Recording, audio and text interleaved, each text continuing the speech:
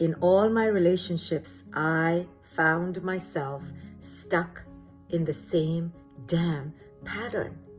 I was stuck as the bleeding empath.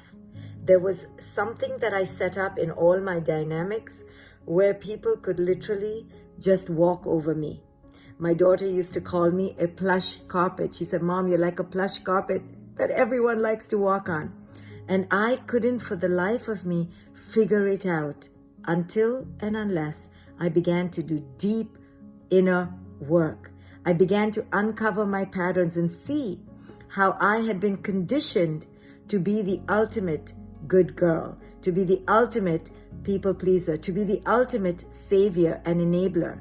If this sounds familiar to you, or if you have another pattern of perhaps over-rescuing or over-achieving or over-identifying with being the needy one, then you need to read my book, The Parenting Map, because it shows you how these patterns were created in childhood and how you can avoid setting them up in your parenting. I was even doing it in my parenting.